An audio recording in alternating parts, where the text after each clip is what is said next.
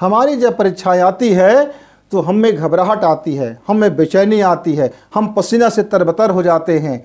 जीवन में ऐसी परीक्षाएं का जब दौर आता है मित्रों, तो आप बड़े से बड़े महारथी भी, बड़े से बड़े तपस्वी भी अपना ईमान भूल बैठते हैं। क्यों?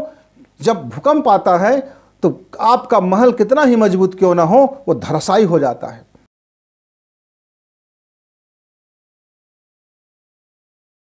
जब तूफान और बवंडर उड़ते हैं तो आप कितना ही बलशाली क्यों न हो, आप तिनके की भांति आप आकाश में उड़ जाते हो। आप जब मूसलाधार बारिश आता है और बारिश का जब आता है, तूफान आता है, तब आप कितना भी शक्तिशाली क्यों ना हो, आप पत्ते की तरह आप उस तूफान में उड़ते हुए चले जाते हो। आप इन मुसीबतों का आप सामना इस तरह से डट कर नहीं कर सकते। क्यों? उसका कारण है कि आप में वह कुवत नहीं होती है, और जिसके अंदर वो कुवत है उसने अपना आश्रय छोड़ दिया है। क्यों? आपने उसको स्मरण भूल गए। आपका जीवन का जो तल है वो मैं में आ गया। क्यों? मैं हम इतने दिनों से करते रहते हैं। जब हम गर्भ में आते हैं तब हम उसको शुक्रिया कहते हैं कि आप मुझको जो आपने मुझे जिम्मेदारी दिया है, हे परमपिता, मैं उस जिम्मेदारी को भली भांति निर्वहन करूंगा। इस संसार में मैं जब आ रहा हूं तो अपने प्राण की विकसित करने के लिए आ रहा हूं, मैं अपनी चेतना को विकसित करने के लिए आ रहा हूं, मैं अपने आत्मा को प्रकाशित करने के लिए आ रहा हूं। ऐसा भाव सोचते सोचते गर्भस्थ शिशु जब बाहर आता है इस दुनिया में, इस दुनिया के रंगीन में, इस कलरफुल दुनिया में, इस दुनिया की जो मधुर वाणी में, कर्कश वाणी में, इस संसार के वातावरण में, वह धीरे धीरे वह अपनी यादों को, अपने शपथ को, अपने संकल्प को, अपने आने के उद्देश्य को, अपने एम को वह भूलता चला जाता है। और यहाँ तक वो भूल जाता है कि वो है कौन। वह याद रह जाता है उसकी यह हाड़ मांस का शरीर, याद रह जाता है उसका यह रस रसायन, याद रह जाता है कि वह क्या खाता है, क्या पीता है, कैसा दिखता है, क्या ठाट बाट है। उसको याद यह रह जाता है कि बस मेरी कान क्या सुनेगा, मेरी आँख क्या देखेगा, मैं इस शरीर से क्या आनंद लूँगा। उसको पूरी की पूरी दुनिया इस मैं में सिमट जाता है। और जब ऐसे वक्त में जब उसके जीवन में भूचाल आता है, बिजलियाँ गिरती है, तूफान आती हैं, बवंडर होता है, चक्रवात उठते हैं, धराशायी होकर के पत्थर की तरह उनका जीवन तहस नहस हो जाता है। तब याद आता है हमारा दूसरा तल, बुद्धि का तल। तब हम गुणा भाग करते हैं कि ऐसा क्यों हुआ, ऐसा कैसे हो गया, ऐसे किस तरह से हुआ। हमें अपने प्रारब्ध याद नहीं रह जाता। हम तो सिर्फ अपने मतलब के लिए आज का देखते हैं, आज हमको ऐसा कैसे हो गया भाई। तो हम अपने प्रारब्ध को तो स्मरण कर ही भूल चुके रहते हैं, स्मरण में कर चुके होते हैं। हम बुद्धि का गुणा भाग करते हैं। कभी कभी हम सफल भी हो जाते हैं, हम कभी कभी सफल हो जाते हैं, पर हरदम सफल नहीं होता। आप ऐसा समझ लो, एक क्वेश्चन पेपर आया हुआ है, आपको 2-4 क्वेश्चन बन गया, आप इतने में खुश कैसे हो सकते हो? आप इतने में तो पासिंग मार्क भी नहीं आ रहा है आपका।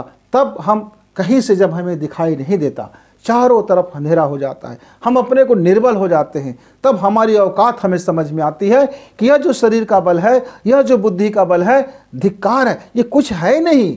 उसके सामने जीरो और जीरो के अलावा कुछ नहीं है। इतने समय तक हमने जो अहंकार का जीवन जिया, इतने समय तक जो अभिमान का जीवन जिया, इतने समय तक जो भी जीवन जिया, सब मिट्टी पलित हो गया, सब गुड़ गोबर हो गया, पूरी लाइफ अंधेरा हो गया, सारा कालिक से भरा हुआ अंधेरा दिखाई दे रहा है। हम बेचैन हो जाते हैं मित्रों।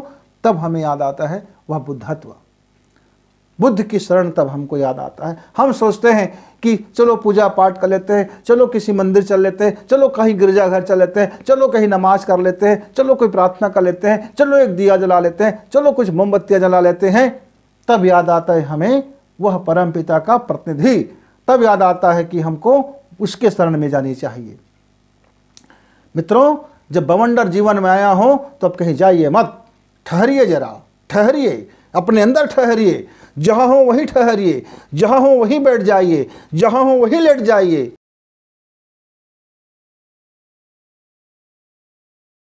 क्योंकि भागने से हल होने वाला नहीं है, खतरा और बढ़ेगी।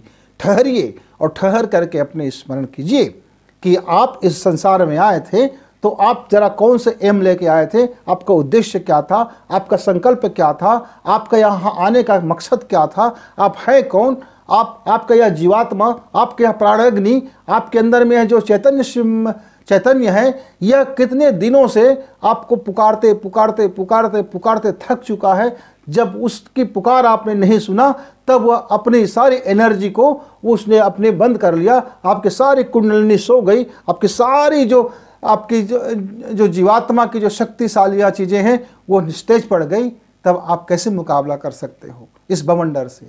तब क्या करना है मित्रों? तब भी आपके जीवन में बवंडर हो तब भी, और जीवन में बवंडर ना हो तब भी, ईश्वर ने कह रखा है मम शरणम, मेरे शरण में रहो तो मेरी आशीर्वाद हमेशा रहेगा। आप मेरे शरण में रहोगे तो इस जो भी चीज़ें हैं वो सब मैं ही हूँ। यह तूफान जो है मेरा ही है और आपको बचाने का काम भी मेरा ही है। लेकिन आप जब तक मैं कर लूँगा मैं कर लूँगा मैं कर लूँगा तो करो ना। जब तक आपका मैं का भाव है, जब तक आप बुद्धि के तल में हैं, तब तक आपको यह पीड़ाएं सताती रहेगी। क्यों?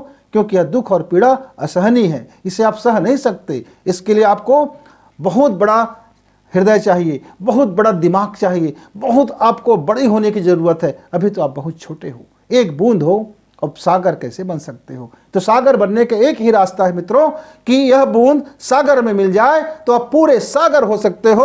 आप पूरे सागर को ला नहीं सकते, लेकिन आप सागर में जाके मिल तो सकते हो। आप परमेश्वर नहीं बन सकते, कोई बात नहीं, आप परमेश्वर में मिल तो सकते हो। आप तपस्या नहीं कर सकते, कोई बात नहीं, आप अपने सांसों को तपस्या बना लो। हर सांसें आप स्मरण में रखो, हर कर्म आप समर्पण कर दो।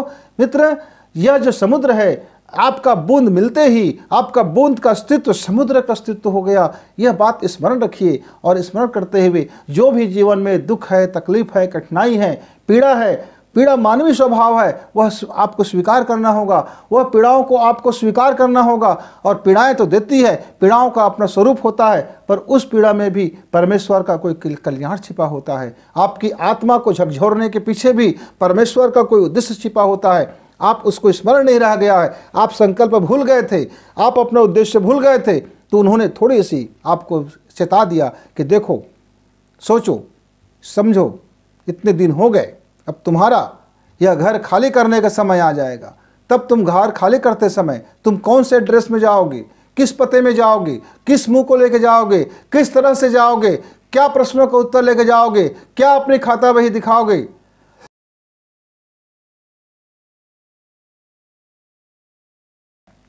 उसके पहले संभल जाओ। मित्रों, लोगों के जीवन में आती है पीड़ाएं, और वह पीड़ा असहनीय भी होता है। बस एक ही अंतिम उपचार, एक ही दवा और एक ही समाधान कि हम सांसों में अपने ईश्वर को याद रखें। हमारा हर सांस ईश्वर को याद में जाए, हमारा हर कर्म उसको समर्पित होते जाए, हमारा हर धर्म उसको समर्पित होते जाए।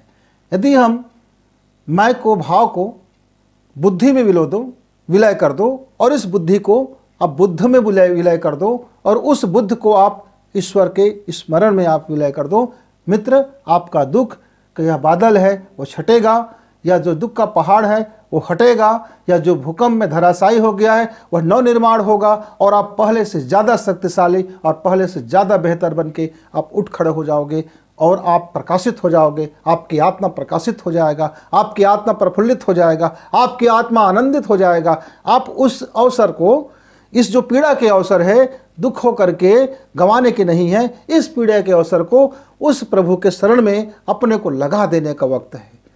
एक अवसर है कि हमें याद आया है, हम दुख में ही सही, पीड़ा में ही सही, एक बार हम याद दिलाया है ईश्वर ने कि आप भटक गए हो, आप जरा सीधे रास्ते पे आ जाओ, आप अपनी आत्मा पे आ जाओ, आप अपने एक स्थिरता पे आ जाओ। और मित्रों, आपको इसके लिए बहुत बड़ी तपस्या की ज़रूरत नहीं है, बस करना ही क्या है, आंख बंद कीजिए, उसे याद कीजिए। हर जो सांसें जा रहा है आपका, उस पर प्रभु को स्मरण को बनाए रखें और आपका दुख संकट टलता ही जाएगा। आप एक शानदार व्यक्ति बन के उभरते ही जाओगे। मित्रों, जब कभी जीवन में दुख हो तो आप इसे याद रखें। आपका यह जो महामृत्युंजय है, यह जो आपका एक ऐसा औषधि है जो कभी भी फैल नहीं होता। यह एक रामबाण औषधि है, यह एक रामबाण उपाय है मित्रों। आप यदि जीवन में इसको कभी आजमा के देखना, थोड़ा धारण करके देखना, थोड़ी सी इसको अपने प्रयोग करके देखना, मज़ा आ जाएगा, मज़ा आ जाएगा।